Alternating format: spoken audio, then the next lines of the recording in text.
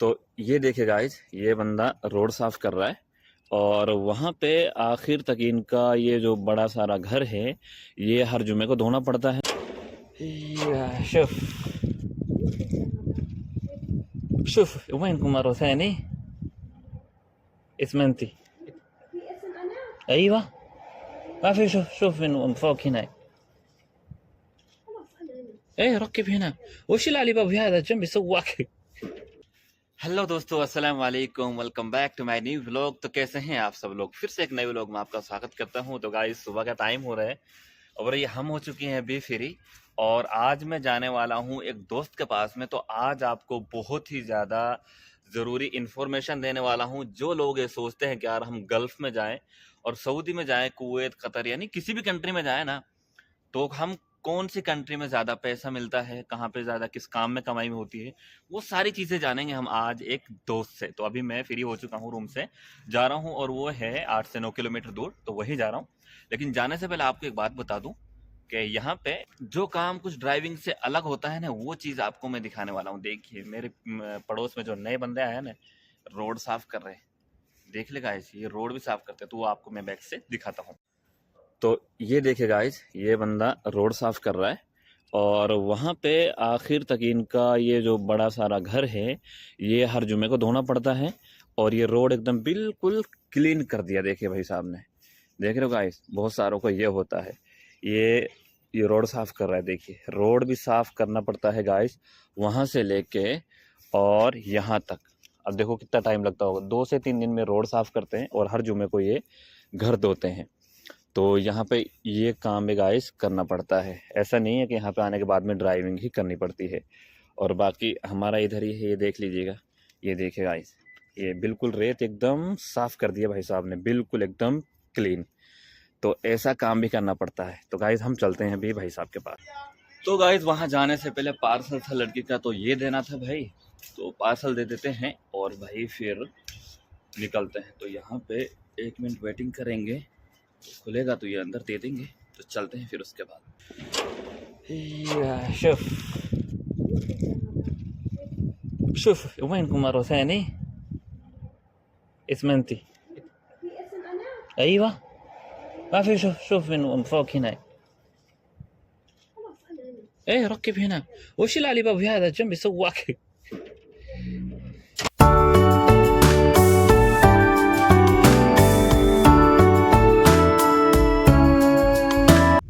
तो गाइस आ चुके हैं अभी भाई साहब के घर के पास में और यहाँ से लेंगे राइट।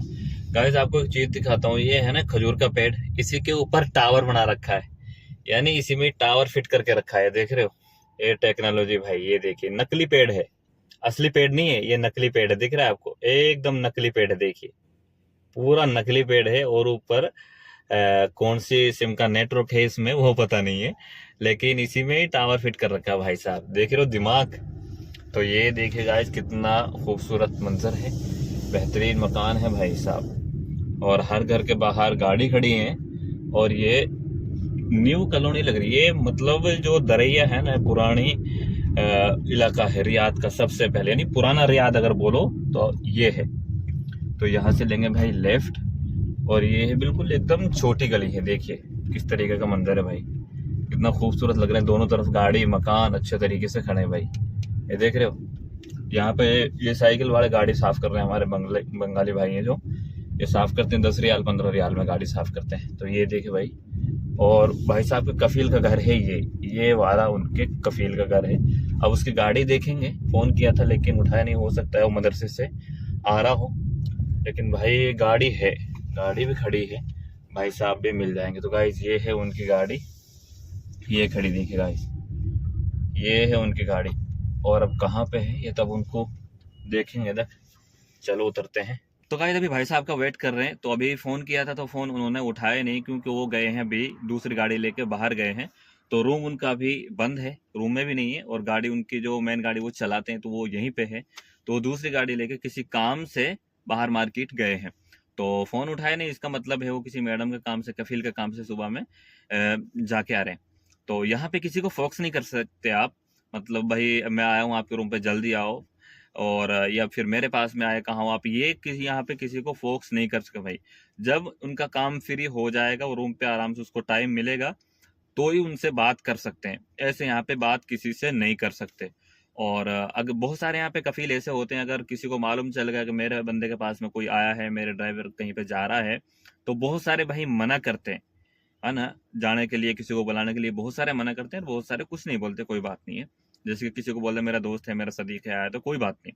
हाँ, लेकिन बहुत सारे भाई बिल्कुल नो एंट्री, कैमरे में देख लेते हैं, मालूम चल जाता है उनको कौन इनके पास में आ रहा है, कहाँ पे ये जा रहा है। तो ऐसे ये चीज़ बहुत कम पसंद करते हैं, हमारा बंदे के पास कोई आए या फिर हमारा बंदा किसी के पास जाए, तो ये चीज़ इनको पसंद नहीं है। तो खैर अभी देखें 10 से 5 मिनट इंतजार करते हैं, तो हमें भी रूम पे अभी बहुत सारा काम बाकी है, तो टाइम मिला तो चलो भाई आ गए।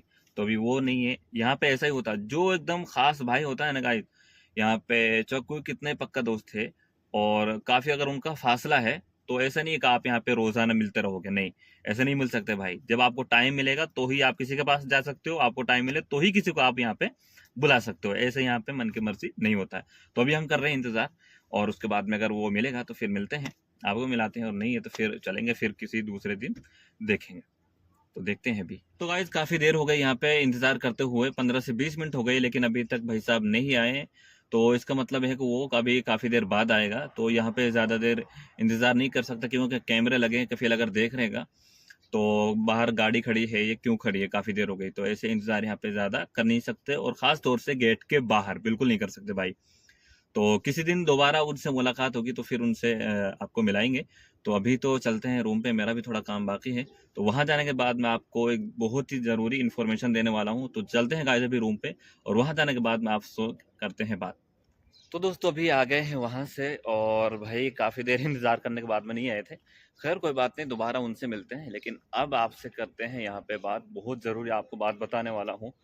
तो गाइज हम तो गाड़ी तो साफ कर लिए थे थोड़ा सुबह में, लेकिन अभी भी रेत आ गया है, देखिए, यानी ये दोबारा रेत आ गया, यानी निशान पड़ गए, देखिए निशान पड़ गया, इसका मतलब रेत आ गया। पीछे मॉल बन रहा नहीं, ये मॉल ने हमारा इतना बेड़ा गर्क करके रखा है ना, गाड़ी साफ करो आधे घंटे के बाद में दोबारा फिर ऐसे हो जाते, तो कोई फायदा नहीं। तो हमारे पड़ोसी बैठे हैं फिलीपींस रॉबर्ट भाई साहब, तो चलते हैं भी रूम में और करते हैं बात।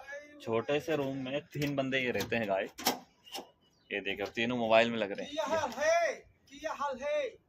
हाँ, क्या हाल है? की हाल है तो बोलते हैं की हाल, language Philippines. Magandang umaga. Guys हमारे बोलते हैं ना, जैसे भाई क्या हाल है, तो हम तो बोलते हैं क्या हाल है, और ये बोलते हैं मागांडा ओमागा, क्या है सोच रहे हो, आज क्या बोलते कुछ समझ में नहीं आता, अलग कंट्री है तो अलग भाषा है उनकी। तो गाइस अब आपको बता देता हूं कि जिसकी वजह से आपको एयरपोर्ट से तो गाइज अब आपको वो इन्फॉर्मेशन बता देता हूं जिसकी वजह से आपको एयरपोर्ट से वापस भी किया जा सकता है। अगर आप सऊदी अरब आ रहे हो तो आपके लिए बहुत ही ज्यादा जरूरी है, और फ्यूचर में आने वाले हो तो फिर भी आपके लिए बहुत जरूरी है। आपको बता दूं, अगर आप सऊदी अरब आ रहे हो तो आपके पासपोर्ट में आपका सरनेम होना जरूरी है, क्योंकि कल ही हमारे एक दोस्त थे तो उन्होंने बताया था कि हमारे एक भाई साहब आ रहे थे और उनको इस गलती की वजह से उसके पासपोर्ट में सिर्फ उसका सरनेम नहीं था, तो इसकी वजह से उसको एयरपोर्ट से वापस कर दिया, जबकि उसका वीजा कंप्लीट, टिकट कंप्लीट, अमेरिकेशन वगैरह सब कुछ उसका एकदम ओके था, लेकिन उसके पासपोर्ट में सरनेम होने की वजह से उसको एयरपोर्ट से वापस कर दिया। ठीक है, तो अगर आप आ रहे हो तो ये गलती मत करिएगा, अगर आपके पासपोर्ट में सरनेम नहीं है तो उसको अपडेट करा लीजिएगा, तो फिर उसके बाद में आप आ सकते हो उसके बाद में। और दूसरी गलती एक ये है, अगर आपके पासपोर्ट में नीचे जो एरो का निशान होता है, नीचे नहीं, किसी का पासपोर्ट में आपको दिखा नहीं सकता, तो नीचे की जो लाइन होती है, जिस पेज में आपका फोटो होता है उसी पेज में नीचे ही नीचे की जो लाइन होती है ना, एरो के निशान होते हैं, उसमें जो राइट साइड में, उसमें 2 अंकों का नंबर होना जरूरी है, वो बहुत जरूरी है भाई। अगर आपके पासपोर्ट में एक ही नंबर है तो आपका काम नहीं होगा। बहुत सारे में हमारे यार दोस्त कल हमने चेक किए थे, तो बहुत सारे पासपोर्ट में एक ही नंबर था, जैसे सपोज करो 81, 85, XYZ एवरीथिंग, कोई भी नंबर ले लो, लेकिन आपके एरो के निशान के बाद में 2 नंबर होना जरूरी है। अगर एक नंबर होगा तो आपका काम नहीं होगा। तो ये चीज आपको ध्यान रखना जरूरी है। अगर आप किसी एजेंट के थ्रू आ रहे हो तो फिर भी, या फिर आप कैसे भी आ रहे हो, आपको इन चीजों का जरूर ख्याल रखना है, वरना आपका पैसा जो वो भी खराब जाएगा, आपका टाइम खराब जाएगा और आप यहां आ भी नहीं सकते। तो ये चीज का आपको जरूर ध्यान रखना है। नीचे के लाइन में एरो के निशान के बाद में फर्स्ट में 2 नंबर होना जरूरी है और आपका सरनेम होना भी जरूरी है। उसके बाद में आप यहाँ पे आ सकते हो। तो गाइज ये थी, बहुत बहुत सारे भाइयों को पता नहीं है। जब हम कल वहां पे गए थे 10 से 12 जना थे, तो सिर्फ 2 लोगों को ही पता था। एक का तो जो दोस्त आ रहा था उसको इसलिए मालूम था और मुझे उसने बताया। तो फिर मैंने एक हमारे और दूसरे जानने वाले हैं तो उनसे बात किए, बोला सेम यही है, यही प्रोसेस है। अगर आपके पासपोर्ट में 2 अंकों का नंबर है तो कोई दिक्कत नहीं है, सरनेम है तो कोई दिक्कत नहीं है, और वो दोनों चीज नहीं है तो फिर आप आ ही नहीं सकते। तो ये चीज आपको ध्यान रखना है। तो सो गाइस, जब इस व्लॉग का करते हैं गाइस यहीं पे एंड। उम्मीद करता हूँ आपको जरूर पसंद आया होगा। पसंद है तो लाइक कर दीजिएगा, एंड चैनल पर नए हैं तो चैनल को सब्सक्राइब कर लीजिएगा। फिर मिलते हैं आपको अगले व्लॉग्स में, तब तक के लिए अपना ख्याल रखेंगे। अल्लाह हाफिज।